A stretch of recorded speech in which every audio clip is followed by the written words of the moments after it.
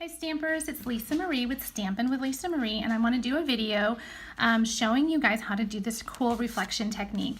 Stampin' Up actually posted this a very similar card sample last week, and I put it on my Facebook page. Excuse me. We're going to be using the High Tide stamp set, and there it is. This is a photopolymer stamp set. It's in the Occasions catalog. It is a great set. It has everything. You can do these cool lighthouse cards. We did one last month in class. There it is. I'm thinking I probably need to do a video on this one. I'm trying to get more comfortable with this. You know, my sweet Chuck, my husband, bought me a new camera stand about a month ago, I'm embarrassed to say, and I'm just now using it. But anyway, so we're going to try. I think it gets us a little bit closer view instead of being so far away, and we'll see how it goes. So I'm going to take a piece of Bermuda Bay that I have folded in half, and I'm going to use my bone folder to crisp up that edge. This was 11 by 4 1/4 piece of cardstock that I have folded, and we're going to set it aside. Then we're going to take a piece of Whisper White that's 4 1/4 by 3 1/4, and we're going to stamp our sand. And our sand is going to get done in crumb cake. So it's this cute little sand piece, and they are so clever there at Stampin' Up because, I'll show you, we're going to stamp this about in the middle, press and hold, and see we have that little opening there. We're going to fill that in with a smaller piece that they've given us. Press and hold. There you go. So it has this, I think you can see it, this little cutout right here, and that is for the foot of the lighthouse. So if you're using the lighthouse, see how the sand wraps around it rather than sitting in front of it or on top of it? Very clever. Love that they did that. So I've done that. Because we are using photopolymer, I do have underneath of my scrap paper, and I'm not going to move it because then I'll lose my view, but I have a paper piercing mat. I think we're just too close. Let's move this up just a little bit. Okay, paper piercing mat, and it is actually for paper piercing. So you lay your cardstock down, and like you wanted to do faux stitching, you could use your paper piercing tool to do that. But if you slide it under your scrap paper, you won't get ink on it and end up ruining your project because, you know, it'll get ink on there, it'll smear, and it'll make a big mess and get on your hands. So anyway, back to the card. We have crumb cake. Now we're going to use some soft sky and use our water. So we're going to ink that up and stamp our water. And then, how clever, see how it's all jaggedy right there? Well, the stamp is the same way so that when I come back in, it's going to match right up. Again, they're getting pretty smart over there at Stampin' Up, doing the things that we want. My edge of my sand is the same as my water, so it's going to get in there too. I don't like that little naked spot, so we're just going to fill it. When I did that, I didn't press all the way down. I just inked it up and just did the little edge. There we go. So now we've got water and we've got sand. We need some sky. So I'm going to take my soft sky ink, and I'm going to ink my sponge, which they come in a big full circle, and I cut mine into quarters. And we're just going to tap this around just so that we can add a little bit of color. I'm not sure if you can see it on camera or not. There it is, a little bit better. There. So it's not so stark white. Next, we want to add our birds, and we're going to add our birds with basic gray ink. These are little sandpipers. I know that I'm going to be using my oval, so I know I want my birds to be over here towards the end of the sandbar, so they're in the middle of the card. So I'm going to set them down, press and hold, and we have beautiful birds. Now I want to create that reflection. You're never going to believe how you do this. It's so easy. Cello bag. That's all it is. So like a candy treat bag. I'm going to ink up. I like the reflection done in a little bit lighter gray than the basic gray, so we're going to use Smoky Slate. I'm going to take my bag, I like this side better, and I've inked it up with Smoky Slate. I don't have to do anything. I'm just going to write on the plastic. It is slippery, so you got to be a little bit careful. So I don't know if you can see them there. Then we're going to flip them over and line them up approximately. They don't have to be perfect, so that their feet, I'm looking at their feet. And I like to run my bone folder. It makes that ink kind of spread out a little bit. Lift up, and now you have a reflection. Super easy. You don't have a cello bag. You can use, you know, you have inside your stamp set, your stamps come on these sheets. So this little piece, you could use that. That would work great. That was my daughter Rebecca's idea. She's so clever. You can also use the imaging sheet from your Stamp-A-Majig. It's probably a little bit hard to see. But this is, so you can even see where I did them there. You can stamp right on this imaging sheet and it wipes clean.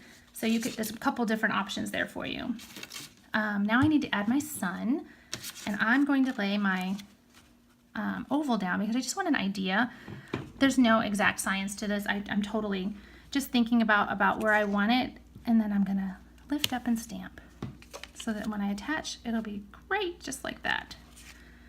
So now I would like to, before I attach that, I want to sponge my edges, and I'm gonna take that same soft sky ink with that sponge, and we're just gonna go around the edges. You hold your cardstock nice and firm and brush in a downward motion, and then it gives you just a little pop of color, just like that. I'm also gonna do, I found that I even like to do it inside of the oval frame, because then as it's framing everything, it's just gonna have that little bit of color going on.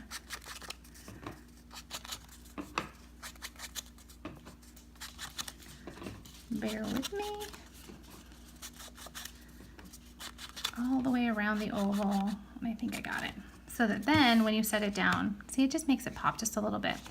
We're going to put some adhesive, and I just have my snail, and I'm just gonna put a little bit going around it. I don't need a lot. I need a little more than that though. Missed it.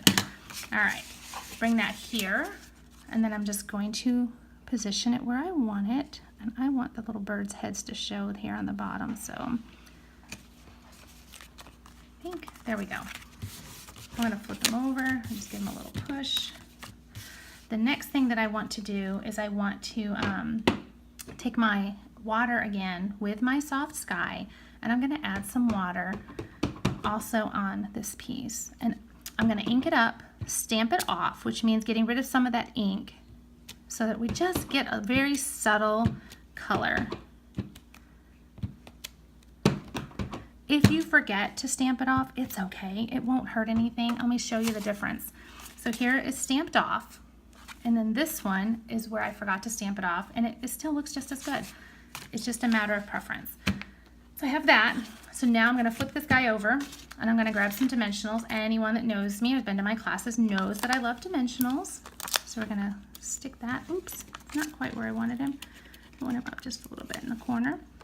And stick one here, and one in the middle, because I don't want it to sag. These are they're double-sided, so we're gonna peel off the backing. Just like that. Grab that Bermuda Bay piece that we've already folded, like that. I wanted to show you, I did forget to show you my little window. The way that I did it is I used one of our layering oval framelits, and they come in a pack of 15. You get 8 of the straight edge, and you get 7 of the ovals, and what they end up doing is they're nesting. So I can take, and I could cut out a scalloped Bermuda Bay and take a straight soft sky, and then they would layer and nest that way. They also work great with our stitched shape framelits. They're not in the catalog, but you can see them, and I'll post a link for them later. They will be in the new catalog though, that's coming in June. So, okay, so we've got that. Let's go ahead, and the next thing we want to do is we want to do our words, and I went very rustic for this. I did not measure. I just grabbed a piece of cardstock, and I even hand cut it. So let me grab some scissors. So I've just got, it's just a little scrap, and it's seriously, it's about 2 3/4 by 2.5. I mean, there's no rhyme or reason to why I just cut it to that size, because I knew I don't need very big. I'm gonna take a little Post-it note. I'm gonna stick it on here, and that is because my words that I'm going to use are, again, from the High Tide set. It says, in high tide or low tide, I'll be by your side. I only want the I'll be by your side because it's small, and that's all I really wanted to say. And so the beauty of photopolymer is that we can ink this up in Bermuda Bay, and when I hover over, I can see that I can stamp the in high tide or low tide on the Post-it note, and I'll be by your side is on the Whisper White. So when I peel this away, that's up there on the yellow on the Post-it note, and then we have that. Perfect. And then I'm just going to just rough cut this. I wasn't looking for it to be all perfect. And let's face it, who wants to cut a bunch of tiny size things? I didn't want to. So I actually think I want them just a little bit skinnier. Cut that guy off. Like that. And so then I took my sponge from earlier and just used the other side and Bermuda Bay, and I'm going to sponge the edges. Like that. And that guy is a little extra crooked. Let's give it to him. There we go. So there's my words. And bring my card back over. And I'm going to add, so you'll see on this card you have the little fibers. Those are from our burlap ribbon, which all I did is I took a piece, I laid my cardstock on it so that I knew about how big I wanted it to be, like that. And I'm going to grab my ribbon scissors, they cut these a little bit better. So your ribbon has a nice seam on it so that it doesn't fray, but I'm going to cut that seam off so that I can pull and make it fray. And I'm going to pull off 3 of these fibers just like that and set them aside. I'm going to grab my paper piercing tool because I like it for grabbing things like my dimensionals, and pull that off and stick it right in the middle so that it holds those little guys. And then I'm going to stick this about where I want it, and I think that's going to be perfect. Let me get rid of all those little, I got flaky little fibers everywhere now. So, and then I'm going to grab 2 more dimensionals. I'm going to pull them off and stick it on the back, peel them off, and then stick it right there like that. So that's where we're at. So now all we have left is our little embellishments. We're going to add some, what are they called? Gold sequins. So they come on a spool just like ribbon, and all I'm doing is I snip the end and then I pull off. I'm pulling off 3 of them here, and I'm going to want another one over here. If I can get him off. There we go. And then I'm going to use our fine tip glue. Fine tip glue is wonderful for really small projects. So it just unscrews. Excuse my phone. I think it was my mom. She's going to have to hang on a second. So it has that nice fine tip, and anywhere that I want the little sequins to go is where I'm going to put a little dot of glue. You don't need a lot. I should normally start it off to the edge because see, I got a little air bubble there. I want to get there, and I think I'll put one there. And I'm probably going to put one there. So I'm going to grab these little guys and stick it on. Stick it on. Oops, he got away from me. And then we're going to put this one on. And then this one. All right, well, those are drying a little bit. It does dry clear, so you don't have to worry about that. So then you have this nice little, it's a flat head. It doesn't have a pokey end on it, like a sharp edge, like a needle, but it's to slide back inside here so that it doesn't clog up on you. If you lay it on your fingertip, and then you can run this along your fingertip, you will hit the hole rather than having to get a magnifying glass and trying to get it in there, and then it just screws. There you go. When you get this, when they're brand new, oh, I don't know if mine will open because it's been, you have to unscrew this part, and there's a little paper shield there you got to peel off. So don't forget to do that. You'll be wondering why yours doesn't work. So now the last thing I did is I added some enamel shapes. These are the Bermuda Bay enamel shapes from the Brights collection, and these are the Soft Sky from the Subtles collection. I love them because they come in all of our colors, but also because they're on this clear sheet so I can move them around. But I also like to take my paper piercing tool, and we're just going to slide it. I need to put that down. Slide it up underneath it here like this. So now you have a little handle so you can move it around and figure out where you want him. And I'm going to put him right there. And because I can, I'm going to stick a few more on here, I think. Oh, see, that's cute. And I think we need one more. Where should we put it?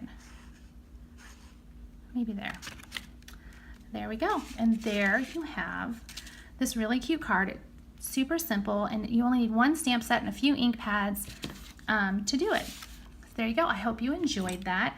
And I think I am going to go ahead and do the video for the other card, and I'll see about posting it soon. Thank you so much for coming, and I hope you enjoyed that. Bye-bye.